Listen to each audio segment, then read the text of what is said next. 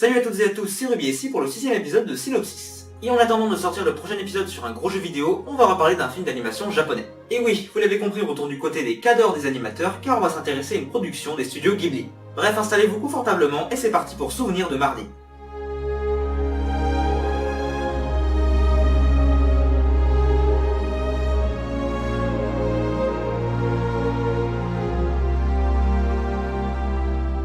Alors, Souvenir de Marnie, ou Omoide no Marnie en version originale, est un film d'animation japonais sorti en 2014 au Japon et réalisé par Hiromasa Yonebayashi, réalisateur qui a été aux commandes 4 ans plus tôt de Arrietty, le petit monde des chapardeurs. Adapté d'un ouvrage de la littérature classique pour enfants britannique de Joan J. Robinson, il est intéressant de mentionner que le film prend place après l'un des plus gros échecs commerciaux du studio Ghibli, Le Conte de la Princesse Kaguya, qui a coûté approximativement 5 milliards de yens et en a rapporté 2 fois moins. Et ça fait mal. Mais on y reviendra dans un prochain épisode.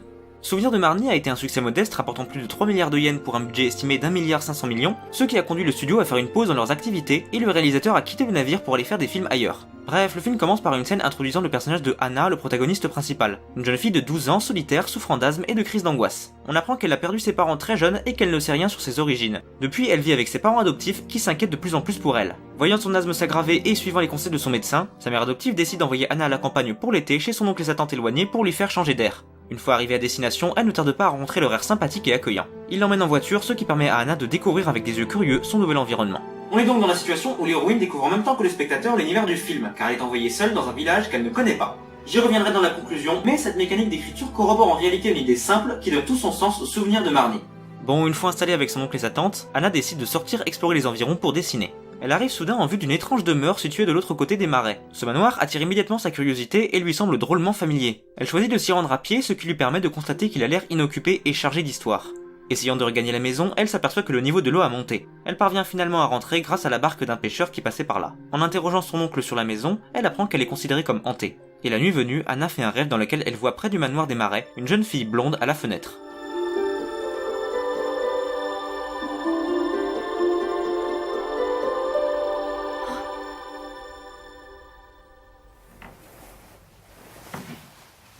C'est donc la première apparition de Marnie, la jeune fille mise en valeur par le titre du film et son affiche. Elle est montrée comme un personnage mystérieux qui semble attirer la curiosité de l'héroïne. Bref, après une altercation avec les villageoises servant à montrer qu'Anna souffre également d'une forme d'oclophobie, c'est-à-dire une peur des endroits avec du monde, elle décide la nuit tombée de se rendre au manoir en empruntant la barque. Soudain, elle en perd le contrôle et menace de s'écraser sur le ponton. Mais heureusement, elle se fait aider par une jeune fille blonde qui se révèle être celle de son rêve. La jeune fille s'appelle Marnie et raconte qu'elle a toujours vécu dans la maison des marais avec ses parents fortunés. Anna semble fascinée et savoure cet instant onirique de rencontre avec elle. Elle discute un peu, Marnie raconte qu'elle attendait sa visite depuis quelques jours, puis après une petite discussion, Marnie raccompagne Anna chez elle, en lui faisant la promesse de se retrouver le lendemain. Bon, Anna rentre chez elle et repense sans cesse à Marnie. Pour la première fois, elle pourrait être capable de se lier d'amitié avec une fille de son âge. Le lendemain, au crépuscule, elle retrouve comme promis la jeune fille au marais et les deux décident de prendre la barque pour aller pique-niquer. Les deux amis apprennent à se découvrir mutuellement et partagent de plus en plus de secrets. Mais soudain, Anna tombe de fatigue et à son réveil, s'aperçoit que Marnie n'est plus là. Inquiète, elle crie son nom et la jeune fille finit par revenir, affirmant que pendant le micro-sommeil d'Anna, celle-ci a brusquement disparu. Curieuse, Anna s'interroge, mais finit par se laisser persuader d'accompagner Marnie à la maison des marais pour une soirée dansante organisée par ses parents. Anna entre dans la demeure, l'occasion de présenter les parents de Marnie, un sympathique couple heureux et attentionné, et sa gouvernante, une femme âgée et sévère qui maltraite la jeune fille. Elle et Marnie en profitent pour s'amuser, mais Anna se sent rapidement mal à l'aise, et finit par se précipiter dehors, rejoint par Marnie. Là, les deux se retrouvent pour une scène plus intime, et le moment venu, se disent une nouvelle fois au revoir, avant que Anna finisse par s'endormir. Et j'adore tout particulièrement ces scènes de rencontre. Elles servent à introduire le personnage de Marnie, une énigmatique jeune fille pleine de vie, et qui apparaît comme une bénédiction dans le quotidien de Anna. Et chacune de ces scènes dégage un aspect détaché du réel, histoire de provoquer le doute quant à l'origine du personnage. Est-elle réelle ou simplement née d'un rêve de l'héroïne? Bref, le lendemain, Anna se rend à la maison des marais en plein après-midi et s'aperçoit avec stupeur qu'elle semble de nouveau abandonnée. Déterminée à en avoir le cœur net, elle essaie de retrouver Marnie au crépuscule, mais pour la première fois, la jeune fille n'apparaît pas. Désespérée, elle finit par se rendre à l'évidence et accepter que Marnie n'a jamais existé. Pendant une semaine, elle tente de se consoler en dessinant et fait la connaissance d'Isako, une femme peintre plutôt âgée qui semble également fascinée par le manoir des marais. Elle lui explique qu'autrefois cette maison était habitée par une famille très riche et que la fameuse Marnie fut jadis son amie il y a plus de 60 ans. Aujourd'hui, le manoir est devenu la propriété d'une autre famille. Anna choisit d'aller là-bas et se rend compte que la demeure est en rénovation. Elle se fait soudain interpeller par une petite fille qui lui demande « Intriguée, Anna la suit et la petite, qui s'appelle Sayaka, lui raconte qu'elle a découvert entre deux étagères le journal intime de Marnie, et que la voyant souvent rôder autour de la maison, elle pense qu'Anna cherche à le récupérer. Marnie wa watashi ga tsukuri ageta no. 空想の中の女の子。でもこれはマーニーの日記だわ。まるで本当にここに住んでいたみたい。マーニーってあなたのことじゃないの？ええ、空想の中に出てきただけ？そうよ。マーニーが日記を探しに戻ってきたと思ってたのに。Les deux filles se lient d'amitié et Anna garde le journal de Marnie. Soudain un soir, alors que Anna dessine au bord du marais, Marnie réapparaît enfin. L'héroïne se sent heureuse de pouvoir enfin lui parler, mais elle veut en avoir le cœur net et veut savoir si son amie est réelle. Les deux partent donc en promenade dans la forêt et en profitent pour se raconter leur histoire. On en apprend ainsi plus sur Anna, qui se sent malheureuse et qui ne fait pas confiance à ses parents adoptifs, pensant qu'ils ne l'aiment pas et font ça uniquement pour toucher des allocations. Marnie raconte à son tour que ses parents à elle ne sont presque jamais là et que son éducation est confiée à sa gouvernante qui n'hésite pas à la maltraiter. Marnie raconte même qu'une nuit, les domestiques l'ont enfermée dans un silo abandonné un soir d'orage pour la terroriser. Anna tente de la consoler, mais cette fois Marnie a foi en elle, et se sent déterminée à affronter ses peurs avec son amie. L'héroïne décide donc d'accompagner Marnie jusqu'au silo afin d'exorciser son traumatisme. Pendant ce temps, une tempête se prépare. Anna hésite, mais Marnie est déterminée. Elle finit par la suivre dans le lieu lugubre, mais en arrivant, elle trouve Marnie en pleurs, terrorisée par cet endroit. Tout à coup, la tempête éclate, et Marnie a trop peur pour descendre. Anna décide de rester un peu avec elle, mais finit malheureusement par s'endormir. Et ainsi que ça s'était passé avec leur précédente rencontre, à son réveil, Marnie n'est mystérieusement plus là. Désespérée, Anna court seule dans la pluie, ne comprenant pas pourquoi elle l'a abandonnée. Cette scène est très forte en émotion, car on comprend qu'il s'agit de la dernière rencontre entre Anna et Marnie. Chacune de leurs confrontations révèle petit à petit que les deux filles n'appartiennent pas au même monde et qu'elles ne peuvent inévitablement pas rester ensemble pour toujours. Ainsi, cette scène est celle qui m'a le plus marqué, car tout dans sa violence exprime en réalité la frustration d'Anna et a pour but de l'amener progressivement vers la vérité sur la jeune fille.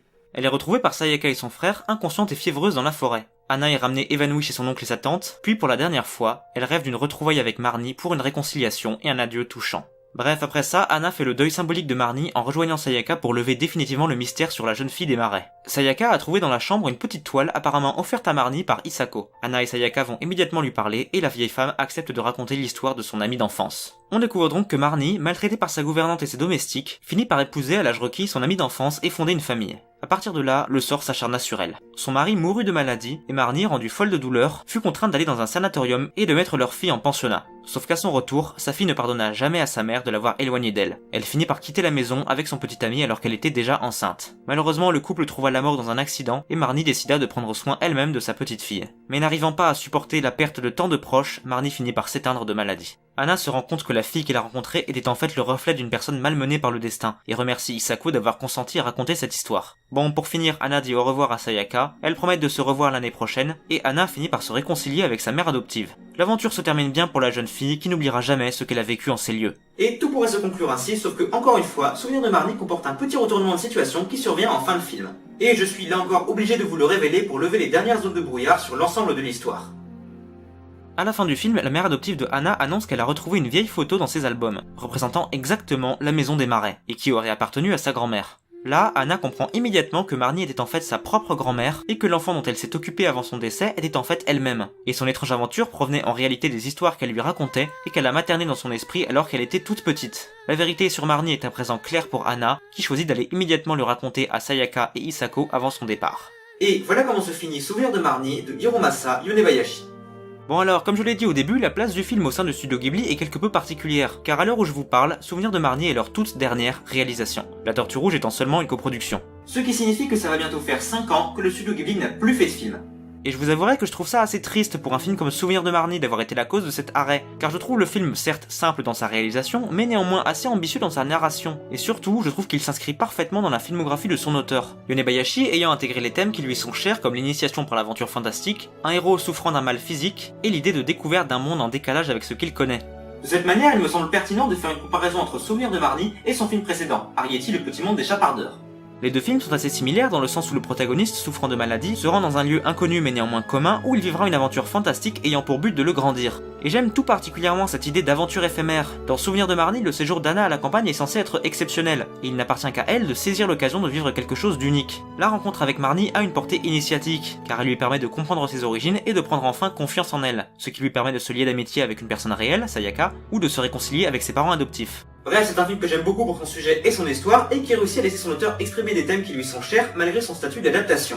En plus de ça, je trouve le film merveilleusement bien rythmé, avec un montage intelligent qui alterne entre image-temps et image-mouvement pour marquer les scènes d'apparition de Marnie. Tenez, ça va me permettre pour une fois de vous expliquer un petit truc de montage théorique.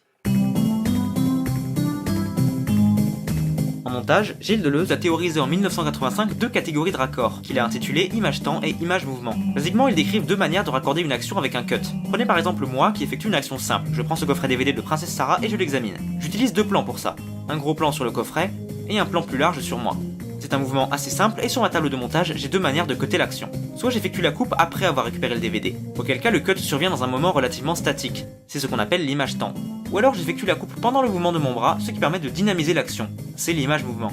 Bon, retenez juste que selon le type de raccord, on peut soit exprimer un montage plutôt statique, soit plutôt dynamique. Ainsi, Souvenir de Marnie s'impose naturellement, selon moi, comme un film plus intimiste qui, sans avoir la grandeur d'un Miyazaki, reste malgré tout une œuvre rafraîchissante et enrichissante qui s'adresse autant aux enfants qu'aux adultes, en leur offrant une histoire sincère et poétique.